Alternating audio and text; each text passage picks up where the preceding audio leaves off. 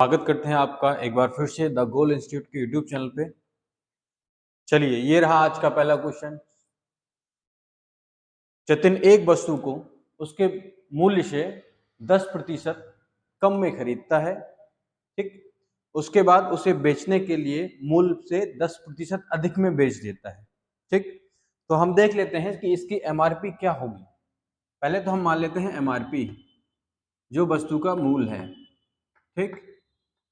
मान लेते हैं ये 100 रुपए की है। अब जतिन आया, जतिन ने इसको खरीदी, तो जतिन के लिए क्या हो गई, ये कॉस्ट प्राइस सीपी कितनी हो गई, 10% कम में खरीदता है। कितने में खरीदता है, -10% में, ठीक। तो 100 में से जब 10% कम करोगे तो कितना आएगा, 90 आएगा, 90 आएगा, ठीक। इसके बाद क्या कर रहा कि वो बेच रहा, बेचने के लिए क्या होगी, सेलिंग प्राइस एसपी, ठीक। तो एसपी किस पर बेच रहा, वो इस पर, एसपी को क्या कर रहा, वो इस पर 10% अधिक में बेच रहा। कितने में बेच रहा, 10% अधिक में बेच रहा। तो एसपी क्या हो जाएगी, एसपी हो जाएगी 100 का 10% अधिक, मतलब 110, ठीक। अब देखो क्या समझ में आया कि खरीदी 90 रुपए की है, बेच रहा 110 रुपए की, तो कितने का फायदा हुआ उसको, उसको फायदा हुआ कुल मिला के 20 रुपए का, ठीक है। मान लेते हैं 20 रुपए का उसको फायदा होता है, ठीक। तो अब ये बताइए कि उसको कितने प्रतिशत का फायदा होता है, ठीक है। तो हमें क्या निकालना है, लाभ प्रतिशत, ठीक है। तो हम निकालेंगे लाभ प्रतिशत बराबर हो जाएगा जितने का लाभ है बटे जितने की उसने वस्तु खरीदी है। कितने की खरीदी, 90 रुपए की खरीदी, इंटू 100, ठीक। चलो सॉल्व करते हैं। जब इसको काटेंगे एक जीरो कट जाएगा, तो आएगा क्या, 200/9, ठीक। 200/9 आया। जब इसको सॉल्व करोगे तो ये 2 बार कटेगा, 22 बार कटेगा, ठीक है। कुछ शेष बचेगा, शेष क्या बचेगा, फिर से 2 शेष बचेगा। क्या हो जाएगा, 22 सही 2/9, क्या हो जाएगा, 22 सही, तो बचा क्या, 22 सही 2/9, ठीक है। अब देखते हैं कौन सा ऑप्शन है। तो हमारा जो ऑप्शन सही है वो क्या है, सी सही है। Option number C is the right answer. Next question करते हैं। नेक्स्ट क्वेश्चन,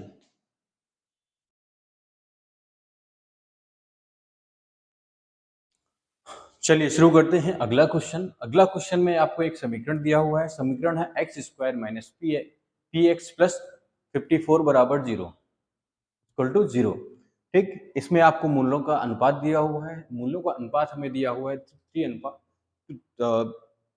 2:3, ठीक। तो सबसे पहले मूल क्या होते हैं किसी समीकरण के। अब ये जो समीकरण है द्विघातीय समीकरण, कैसा समीकरण है, द्विघातीय समीकरण। तो द्विघातीय समीकरण को थोड़ा सा इधर हम देख लेते हैं। द्विघातीय समीकरण होता है ax² + bx + c = 0, ठीक है। ये होता है। अब इसमें मूलों की बात करें तो मूल क्या होते हैं, दो मूल होते हैं इसके, अल्फा और होता है बीटा, ठीक।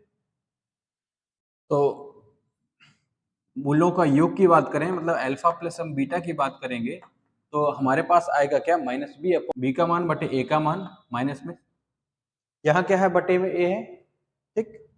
ध्यान रखना ये जो है a बटे में है। अल्फा प्लस बीटा बराबर होता है -b/a। यही हम मूलों का गुणा की बात करें तो हम क्या लिखेंगे, हम लिखेंगे c/a। क्या लिखेंगे, c/a। मतलब क्या हुआ कि इस जो समीकरण में a का मान b का मान है तो वही मान हम इधर लिखेंगे, a का मान है वही मान लिखेंगे, और गुणा निकालना हो या गुणनखंड निकालना हो तो क्या करेंगे, हम c और a करेंगे, ठीक है। अब ध्यान रखना कि दोनों के बटे में क्या है, a है, ठीक है। योग करने के लिए -b का यूज करेंगे और गुणा करने के लिए सी का यूज करेंगे, कांस्टेंट का यूज करेंगे। सी ठीक है, आगे देखते हैं। अब हम वापस आते हैं अपने सवाल पे और सवाल में देखते हैं कि हमारा समीकरण क्या है और उसको कंपेयर करेंगे द्विघातीय समीकरण से। ठीक, सवाल हमारा है एक एक्स स्क्वायर, ये लिखा हुआ जो सवाल है x square p x plus 54 equal to 0, ये हमारा समीकरण है। इस समीकरण को हम कंपेयर करेंगे इस वाले समीकरण से। तो देखते हैं ए का मान कितना आएगा, बताइए जल्दी। ए का मान कितना आएगा, ए का मान आएगा 1, क्योंकि ये एक्स स्क्वायर इधर है, एक्स स्क्वायर इधर है। अब एक्स स्क्वायर के गुणा में जो होता है वही होता है क्या, ए। तो ए और इधर क्या है, कुछ भी नहीं, तो हम क्या मान लेंगे 1। बी की बात करें तो बी का मान एक्स के गुणा में होता है बी का मान, तो यहाँ एक्स के गुणा में क्या है माइनस पी। सी का मान एक कांस्टेंट होता है, नंबर होता है, तो सिर्फ नंबर कौन सा है 54, सी का मान आ गया क्या 54। अब हम क्या करेंगे कि मूल्यों का गुणा करेंगे। ठीक, क्यों करेंगे, क्योंकि हम सबसे पहले मूल्यों का मान निकालेंगे, क्योंकि मूल्यों का अनुपात हमें दिया है क्या 2:3। ठीक, मतलब ये अल्फा है और ये बीटा है। अगर इनका मान निकालें हम तो क्या हो जाएगा, अल्फा बराबर 2x हो जाएगा और बीटा बराबर क्या हो जाएगा 3x। ठीक, क्योंकि जब अनुपात से अलग करते हैं तो एक कर लेते हैं, x चर पद है तो इसका गुणा कर दिया दोनों में। ठीक, अब जो भी x की वैल्यू आएगी हम यहाँ रखेंगे और हमारा क्या मान निकल आएगा। ठीक है, तो देखते हैं क्या करेंगे। सबसे पहले हम ये देखेंगे हमें प्रॉपर मान किस किस का पता है। तो हमें यहाँ a का मान पता है और b c का मान पता है। सूत्र इधर आएंगे, मूल्यों a और c कहाँ पे है, मूल्यों के गुणनखंड पे। तो हम देखेंगे मूल्यों का गुणनखंड मतलब 2x इंटू 3x। ठीक, क्या करेंगे 2x into 3x equal to क्या करेंगे c अपॉन a। तो c का मान कितना है 54 अपॉन a कितना है 1 है। ठीक है, तो 2 और 6 का जब मल्टीप्लाई करते हैं तो 6 आता है और 6 से 54 काट देंगे, कितनी बार कटेगा 9 टाइम कटेगा। यहाँ क्या हो जाएगा एक्स स्क्वायर इक्वल टू 9, तो x इक्वल टू 3, x का मान आ गया। तो मतलब क्या हुआ कि हम देखेंगे यहाँ पे कि यहाँ क्या x का मान रखेंगे, यहाँ भी x का मान रखेंगे। इधर x का मान रखा तो अल्फा बराबर हमारा कितना है, ऊपर लिख लेते हैं हम, अल्फा बराबर कितना आया, अल्फा बराबर हमारा आएगा क्या 3 दूनी 6 और बीटा बराबर क्या आया 9। ठीक, ये हमारा मान आया। ठीक है, अल्फा का मान कितना, मतलब पहला जो मूल है वो 6 है, दूसरा मूल जो है 9 है। आगे देखते हैं हमें, क्योंकि हमें अभी ये सवाल सॉल्व नहीं हो, क्योंकि हमें पी का मान निकालना है। तो पी का मान निकालने के लिए अब हम ये सूत्र देखेंगे कि किसमें क्या है पी का प्रयोग किया गया है। तो किसमें पी का प्रयोग किया गया, यानी बी का देखेंगे, माइनस बी अपॉन ए रखेंगे, क्योंकि मूल्यों का योग बराबर क्या होता है माइनस बी अपॉन ए। यहाँ लिखेंगे माइनस बी, योग करेंगे मूल्यों का, जो मूल्यों के योग कितना हो गया 6 और 9, 6 कितना हो गया 15, बराबर क्या हो जाएगा माइनस बी अपॉन ए। तो माइनस बी ये पहले ही से माइनस में है, तो इसको माइनस में नहीं लेंगे, इसको लेंगे क्या प्लस में। ए कितना है 1 है, कितना है 1 है, पी बराबर क्या आया 15, हो गया सॉल्व। पी का मान कितना आया 15 आया। ये चीज ध्यान रखना, ये बहुत इंपॉर्टेंट है। ठीक, ये अक्सर सवाल में पूछ लिया जाता है, इतना कुछ एग्जाम में जो है पूछ लिया जाता है आपसे। अगला क्वेश्चन करते हैं।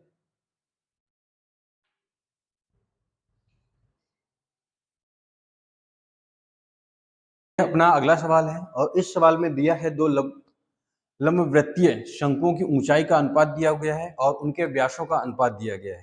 ठीक, तो और पूछा क्या गया है आपको आयतनों का अनुपात। सबसे पहले तो हम ये जानेंगे कि शंकु का आयतन निकालते कैसे हैं। जो शंकु के आयतन का सूत्र होता है 1/3 पाई आर स्क्वायर एच होता है। क्या होता है 1/3 पाई आर स्क्वायर एच। तो दो शंकु है, पहले तो जो सूत्र होता है 1/3 पाई आर स्क्वायर एच। ठीक है, ये क्या है शंकु का आयतन, क्या है शंकु का आयतन। ठीक, आयतन है ये। ठीक, अब देखो दो शंकु है तो इन दोनों का मान अलग अलग कर लेते हैं। पहले शंकु के यहाँ 1 लगा देते हैं और यहाँ भी 1 लगा देते हैं, दूसरे में यही करेंगे। ये पहले का आयतन है, ये पहले वाले शंकु का आयतन है, और ये क्या है, दूसरे वाले शंकु का आयतन। ठीक है, ये भी क्या है, दूसरे वाले शंकु का, क्या हो जाएगा, 1/3 पाई R2 स्क्वायर H2। ठीक, क्या क्या दिया, 1/3 पाई R स्क्वायर, दूसरे शंकु का है तो इसलिए R2 लिख दिया, और ये ऊंचाई है दूसरे शंकु की तो इसलिए H2 लिख दिया। ठीक है, आगे देखेंगे क्या दिया, क्या है हमें, ऊंचाई दी, और दूसरा क्या दिया हमें, जो व्यास होता उसका अनुपात दिया। ठीक, तो R1 बराबर कितना दिया आपको, बताओ, R1 बराबर कुछ दिया, नहीं दिया, हमें निकालना है, क्योंकि हमें R1 नहीं दिया, हमें व्यास दिया। ठीक, तो त्रिज्या बराबर होता है व्यास का आधा, व्यास का आधा। ठीक, तो कितना अनुपात दिया हुआ है, अनुपात हमें दिया हुआ है कितना, 4, पहले वाले की बात करें, R1 की बात करें, क्या है, 4 दिया गया है, तो कितना आ जाएगी, 2 आ जाएगी। ऐसे ही R2 की बात करें तो कितना दिया हुआ है हमें, 5 दिया हुआ है, कितना, 5 दिया हुआ है, तो 5 दिया हुआ है, और आधा कर देंगे तो 2.5 आ जाएगा। ये R1 की वैल्यू है, ये R2 की वैल्यू है।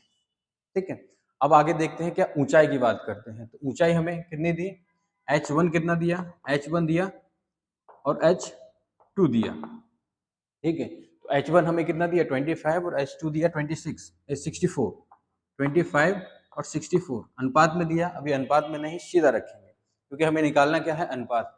तो अगर हम वेरिएबल भी मल्टीप्लाई कर लेंगे तब भी वो आगे जाके कट जाएंगे। ठीक है, ये मान सीधा सीधा इसमें रखेंगे, क्योंकि दोनों का क्या निकालना है, अनुपात, दोनों का हमें क्या निकालना है, अनुपात।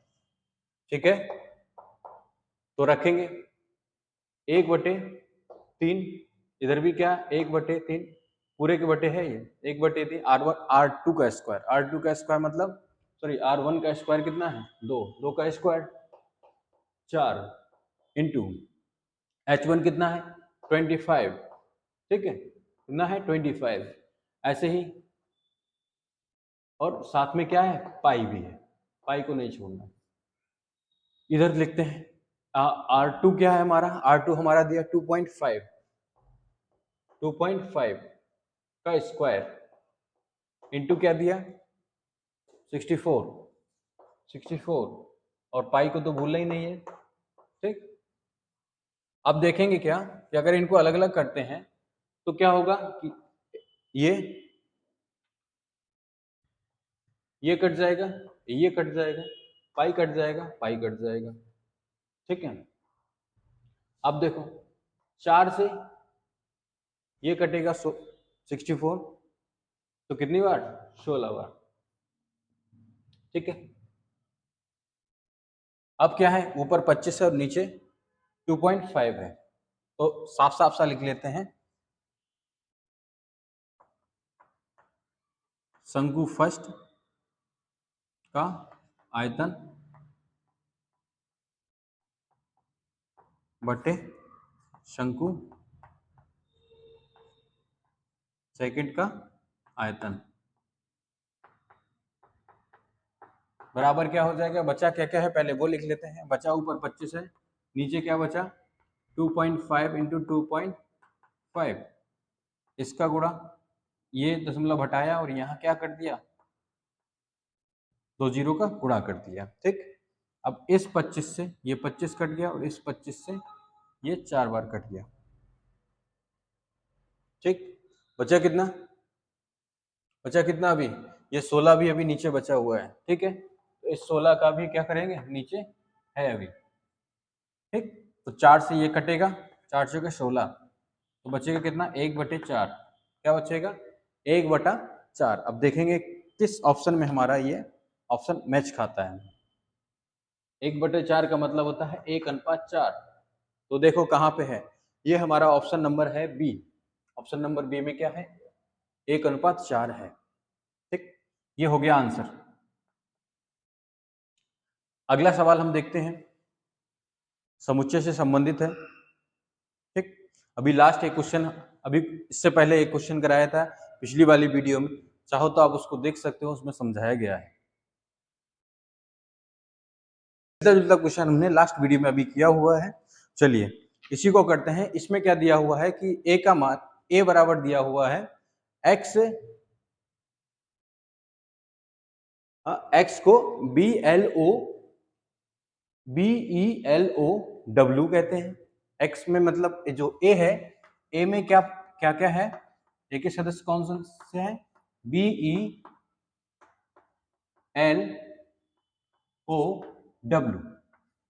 ठीक। तो ऐसे ही बी के सदस्य हैं, बी के सदस्य हैं, बी के सदस्य कौन कौन से हैं, बी के सदस्य हैं WOOL, क्या है, WOOL। उसने पूछा है आपसे A माइनस बी, ठीक। तो हम ए के वो पद लेंगे जो बी में नहीं होने चाहिए। बी में क्या नहीं होने चाहिए, ए के वे पद जो बी में नहीं हो, ठीक है। इसको क्या माना है इसने, सी। तो हम क्या निकालेंगे, ए के वो वाले सदस्य निकालेंगे जो बी में नहीं हो। तो देखते हैं कौन कौन से बी के ऐसे सदस्य हैं जो ए में है। इधर ये डब्ल्यू ए में है, उसके बाद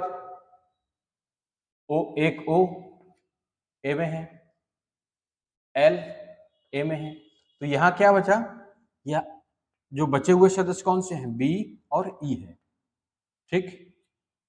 तो कितने सदस्य बचे हैं, 2 सदस्य बचे हुए हैं, ठीक। ओके, अगला सवाल।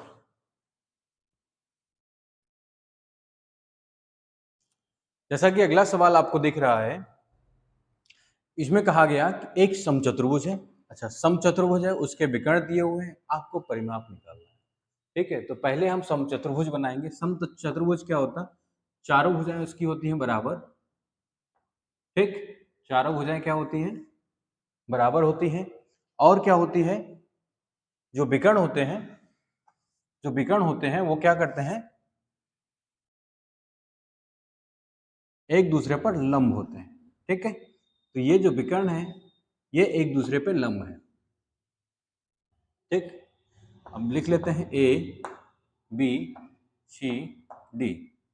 अब इसमें विकर्णों की लंबाई दी, ठीक है, 10 दी 24, 10 और 24 विकर्णों की लंबाई दी। तो मान लेते हैं बी डी बराबर 10, ठीक, और ए सी बराबर 24, ठीक है।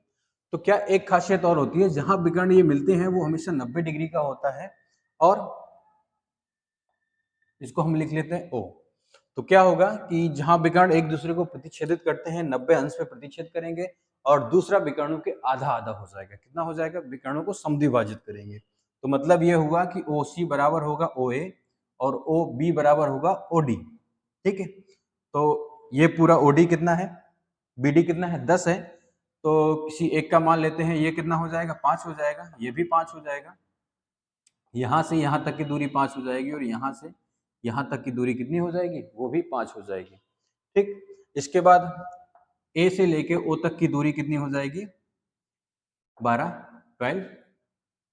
ऐसे ही ओ से लेके सी तक की दूरी कितनी हो जाएगी, वो भी 12 हो जाएगी।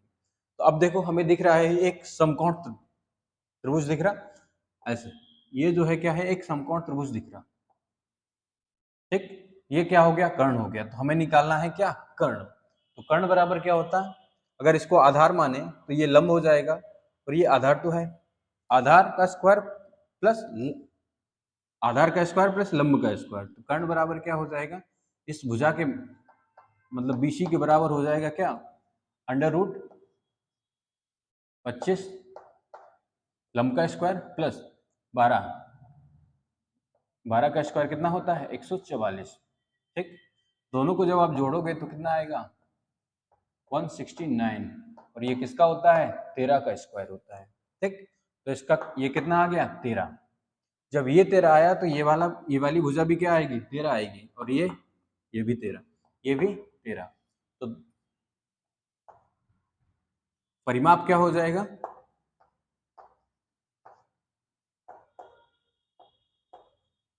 परिमाप क्या हो जाएगा, 4 गुणे 13, ठीक।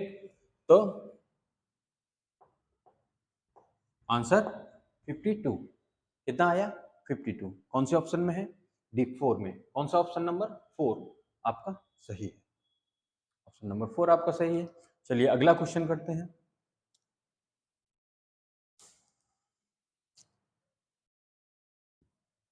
चलिए अगला क्वेश्चन करते हैं। अगले क्वेश्चन में क्या है कि आपको एक घन दिया गया है और घन से एक बड़े से बड़े आयतन वाला बेलन निकालना है। ठीक, तो बड़े से बड़े आयतन वाला बेलन आपको निकालना है तो पहले घन आपको बनाना पड़ेगा। ठीक है, तो हम घन बनाते हैं।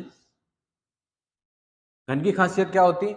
लंबाई चौड़ाई ऊंचाई सब क्या होती है? बराबर होती है। ठीक, इसकी लंबाई चौड़ाई, ये लंबाई और चौड़ाई है, ऊंचाई यहां बनेगी।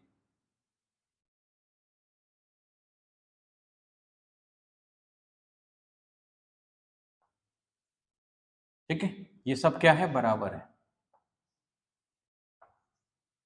अगर हम इसमें से एक बेलन काटते हैं तो क्या होगा? ऊपर से कैसे दिखेगा?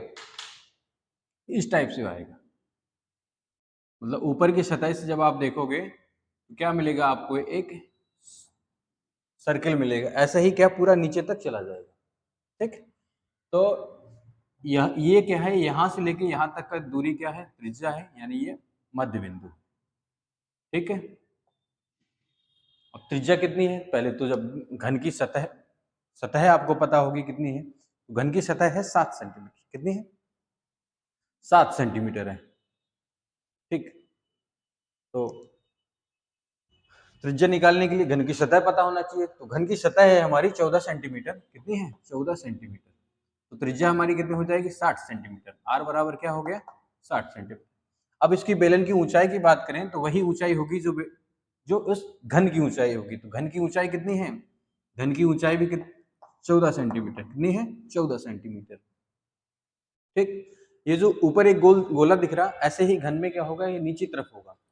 ठीक, तो जो ये त्रिज्या हो गई और ऊंचाई क्या होगी बेलन की? बेलन की ऊंचाई वही होगी जो हमारे घन की ऊंचाई होगी। ठीक है, तो हम सूत्र लगाते हैं क्या? बेलन का वक्र प्रश्न निकालने के लिए। ठीक, तो बेलन का वक्र प्रश्न निकालने के लिए सूत्र होता है 2 pi r h plus pi r square. Pi r square क्या? इसका क्षेत्रफल और नीचे वाले का क्षेत्रफल। ठीक, तो ये क्या है? वृत्त है, वृत्त का क्षेत्रफल होता है पाई आर स्क्वायर। तो क्या हो जाएगा? 2 पाई आर स्क्वायर, क्योंकि सेम क्या है? नीचे है। ठीक है, तो संपूर्ण वक्र पृष्ठ क्या हो जाएगा? 2 पाई आर एच। ठीक, प्लस क्या हो जाएगा? 2 पाई आर स्क्वायर। अब मान रखेंगे त्रिज्या हमें पता ही है, त्रिज्या कितनी है? 7 है। तो 7 त्रिज्या रखेंगे और उसके बाद आगे सॉल्व करेंगे। ठीक है, तो क्या है? 2 पाई इसमें भी है, 2 पाई इसमें भी है। इसको कॉमन ले लेते हैं और आर इसमें है, आर इसमें, ये कॉमन ले लेते हैं। ठीक, तो क्या होगा? 2 पाई आर बाहर आ जाएगा और बचा क्या है? H plus R. ठीक, क्या बचा? H plus R. मतलब क्या हुआ? देखो, एच का मान और आर का मान रख देंगे। एच का मान कितना है? 14 है। आर का मान कितना है? 7 है। ठीक, यहाँ 2 इंटू पाई कितना है? 22/7। 7 और आर कितना है? 7। ठीक है, तो जो जो कट रहा है वो काट देंगे, इसको इससे काट देंगे। ठीक है, और 14 और 7 कितना होता है? 21 होता है। कितना होता है? 21 होता है, 21। ठीक है, 14 7 21, यहाँ क्या है? 22 है और 2 है, इन सबका मल्टीप्लाई करना है। 21 इंटू 2 इंटू 22। ठीक, तो क्या हो जाएगा? 22 दूनी 44, इसको इसमें मल्टीप्लाई कर दो तो 21 गुणा 44 कर दो। ठीक, तो टोटल हमारा आ जाएगा क्या? 924। कितना आ जाएगा? 924, 924 आ जाएगा सेंटीमीटर स्क्वायर। ठीक, अब रहा अगला क्वेश्चन। तो चलिए शुरू करते हैं अगला क्वेश्चन। अगला क्वेश्चन ये है कि एक सर्वेक्षण में प्रेक्षणों की संख्या 40 है। ठीक है, प्रथम 10 प्रेक्षण की संख्या का औसत अगर देखा जाए तो 4.5 है और शेष की अगर बात करें तो 3.5 औसत है, तो पूरे सर्वेक्षण का औसत आपको निकालना है।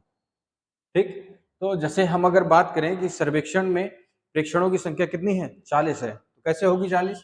1 2 3 4 ऐसे ही होंगे क्या, 10 तक पहुंचेगा, फिर आगे पहुंचेगा ऐसे ही कितने तक, 40 तक। ठीक है, तो प्रथम 10 का जो औसत है कितना है, 4.5 है। ठीक है, तो कुल कितना हो जाएगा प्रथम 10 का, 4.5 इंटू 10 करोगे आप और कितना आ जाएगा, 45 आएगा। ठीक है, मतलब पहले 10 जो प्रेक्षण हैं उनका योग कितना है, 45 है। ऐसे ही कितना, अंतिम 30 कितने बचे, 30 बचे। ठीक है, तो अंतिम 30 जो प्रेक्षण है इनका औसत कितना है, 3.5 है। तो कुल 30 का कितना हो जाएगा, ये 15 के 5 हासिल 1, 3 3 9 और 1 10। ठीक, 105 हो जाएगा। अब कुल की पूछना है, तो टोटल कितने हैं, 40 हैं। कितने हैं, 40 हैं। तो 45 और 105 को हम जोड़ देंगे, तो 40 प्रेक्षण का औसत बराबर क्या हो जाएगा, 105 प्लस 45 अपॉन 40।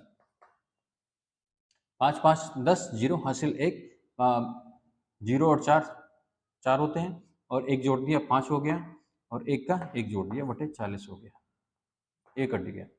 ठीक, जब एक ये कट जाएगा 15 से, 0 से 0 काट दिया, अब 15 में 4 से भाग देंगे, तो जब 15 से 4 में भाग देंगे हम तो कितना बचेगा बताओ, 3 दशमलव कितना, 4 से काटो, 3.75 हमारा शेष बचेगा।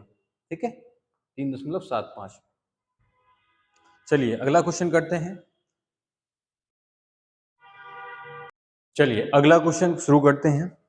अगले क्वेश्चन कहता है कि आपको 50 संख्या दी गई है, अगर हर एक संख्या से 53 को माइनस किया जाता है तो जो हमारा औसत आता है वो आता है -3.5। ठीक है, तो पहले तो संख्याएं कितनी है, संख्या है हमारी 50। ठीक, हर एक संख्या से 53 कम किया जाता है, तो 53 को कितनी बार कम किया जाएगा, तो 53 को क्या, 53 को कम किया जाएगा 50 बार। ठीक है, 53 को कितनी बार कम किया जाएगा, 50 बार कम किया जाएगा। फिर क्या होगा कि जब 53 को 50 बार कम किया जाएगा तो टोटल निकालेंगे, क्या हो जाएगा 2650। 53 में 5 का गुणा करोगे तो 265 आता है, और 0 का 0 लगा दोगे। ठीक है, इसके बाद आगे चलते हैं। अब देखो, अब जो नया औसत है, नया औसत जो बन रहा हमारा, वो बन रहा -3.5। कितनी संख्याओं का, 50 संख्याओं का। ठीक, तो कितना बनेगा कुल, ये औसत है और कुल संख्या इतनी है, तो इन टोटल कितना हो जाएगा, टोटल हो जाएगा हमारा कितना बताइए, गुणा करो, 0 7 5 कितना आ जाएगा, 0 7 5 और 1 0, एक दशमलव है तो यहां हटा देंगे। ठीक, अब देखो भाई, और ये क्या है, माइनस, सारे माइनस के हैं तो ये भी क्या रहेगा, माइनस का रहेगा। ठीक है, कहे रहेगा माइनस का रहेगा। ठीक, अब देखो क्या करते हैं कि 3.5 और टोटल हमारा ये आना, 53 को जब मल्टीप्लाई किया 50 से तो इतना आया, तो 3.5 को 50 से मल्टीप्लाई किया तो माइनस का ये आया 1750, -100, माइनस का कितना आया 175 आया। इसको घटाएंगे हम, ठीक है, तभी तो इससे कम हो जाएगा ये। तो जब इसको हम घटाएंगे तो हमारा क्या, 5 से 5 घटा 5 आया, 0 से 5 घटा 5 आया, और यहाँ कितना हो गया 14, 14 में से 7 घटाया कितना 7 आया। ठीक है, इसके बाद कितना है, 4 में से 5 में से 1 घटाया कितना बचा, 4 बचा, और 2 का 2 बचा। तो टोटल कितना था हमारा, इतना था। संख्याओं का योग कितना है, इतना है। माध्य ज्ञात करना है, क्या करना है, माध्य ज्ञात करना। अब संख्याओं का योग तो हमें पता चल गया, अब माध्य निकाल लो। माध्य कैसे निकालोगे, 50 से भाग दे दोगे। जब 50 से भाग दोगे तो आपका आंसर कितना आएगा बताएं। ये लोग ये आप करके बताएं।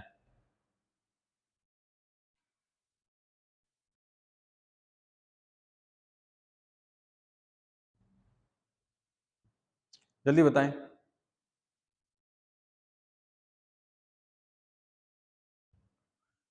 आएगा कितना? 49.5। क्या आया माद? 49.5 ये आपका आंसर आया। ठीक है, ऑप्शन नंबर कौन सा सही है? मिला लेना, जो भी ऑप्शन सही है आपका ऑप्शन नंबर 1 सही होगा। ठीक है, अगला क्वेश्चन करते हैं, आगे करते हैं। ठीक है, अगले प्रश्न में क्या है कि 44 गायें 9 दिन में चारा चर लेती है। एक मैदान है जहां 44 गाय बंधी हुई हैं और 9 दिन में वो पूरा चारा चर लेती हैं। दूसरा क्या है कि इसी मैदान में कितनी कम या ज्यादा गायों को कम कर दें या ज्यादा कर दें, जो चारा है वो 12 दिन तक चले। कितने दिन तक चले? 12 दिन तक चले। सीधी सी बात है भाई, जब 44 गाय 9 दिन तक चल रही तो गाय कम करोगे तभी तो दिन बढ़ेंगे। तो कितनी गाय है? 44 गाय है। कितने दिन तक चल रही? 9 दिन तक चल रही है। ठीक है, इसके बाद आगे 12 दिन तक काम चलाना है उनसे। जिस मैदान में जो घास है वो कितने दिन तक रहे? 12 दिन तक रहे। तो कितनी गाय? एक्स गाय। ठीक है, डब्ल्यू टी बराबर डब्ल्यू टी। ठीक है, W1 T1 W1 T W2 और T2। पहला काम पहला समय, दूसरा काम दूसरा समय। तो काटते हैं इसको, 3 से काटेंगे, 3 तिरके 9, 3 चौके 12, 4 से काटते हैं 11 बार। ठीक है, तो x बराबर कितना आया? 33। मतलब ये हुआ कि ये जो 12 दिन कितनी गाय चलाएंगे? 33 गाय होंगी, तब ये 12 दिन चलेंगे। तो कितनी कम है कितनी ज्यादा है? ये कमी है। पहले 44 थी, अब कितनी है? 33 है। तो 11 गाय कम। अगर 44 गाय में से 11 गाय कम कर दो भाई, तो हमारा कितने दिन चलेगा? हमारा चल जाएगा कितने? 33 दिन जो है चारा जो है चल जाएगा, मैदान की घास जो है 33 दिन चल जाएगी। ठीक है, अब अगला क्वेश्चन करते हैं।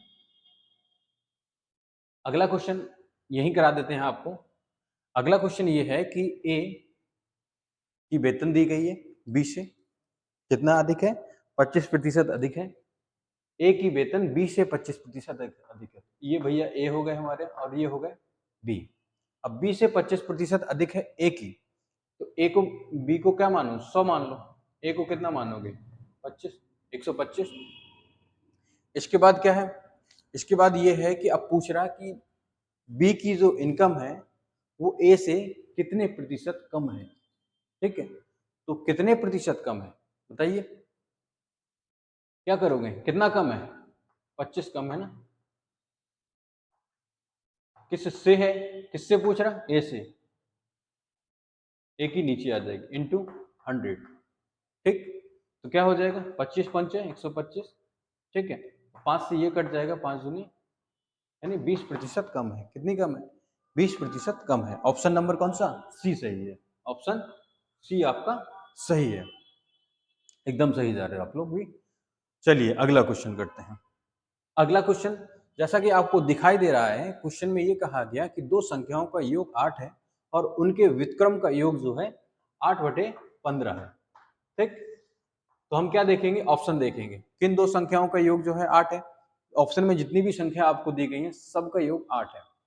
तो फटाफट से उनका व्युत्क्रम करते हैं। ठीक है, व्युत्क्रम करते हैं। पहला ऑप्शन है 1/7, 1/1 और 1/7। क्या इन दोनों को गुणा 15 है? नहीं है।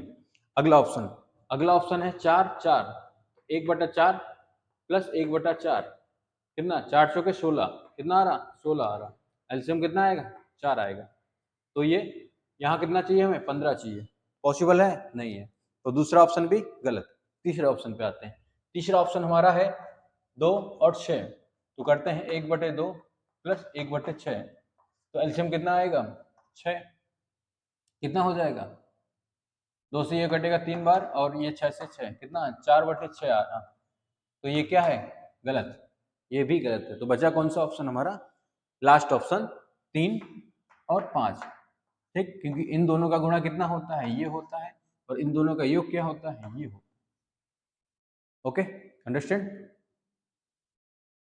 अगला क्वेश्चन, अगले क्वेश्चन में एक ग्राफ दिया हुआ है, उसमें आपको बताना है। चलिए पढ़ते हैं। क्वेश्चन में क्या है कि आपको एक चित्र दिया हुआ है, परिवार की इनकम है इतनी, तो शिक्षा पे कितना खर्च होता है बताना है आपको। शिक्षा पे कितना खर्च होता है और यात्रा पे कितना खर्च होता है। तो शिक्षा पे जो खर्च होता है 25% होता है, और यात्रा पे जो खर्च होता है उसका 15% होता है।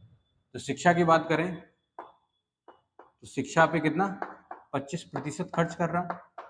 यात्रा की बात करें तो यात्रा पे 15% खर्च कर रहा। अब कह रहा कि इन दोनों का अंतर है, इन दोनों का अंतर कितना है, 4000 है। दोनों का अंतर कितना है, 4000 है। ठीक, तो इन दोनों का अंतर यहां भी निकाल लेंगे तो कितना है, 10 है। 10% बराबर कितना है, 4000। 100% बराबर निकालना है कितना, एक जीरो और जुड़ जाएगा इसमें, यहाँ एक जीरो जुड़ा तो यहाँ भी क्या एक जीरो जुड़ जाएगा, मतलब 40,000 हो जाएगा।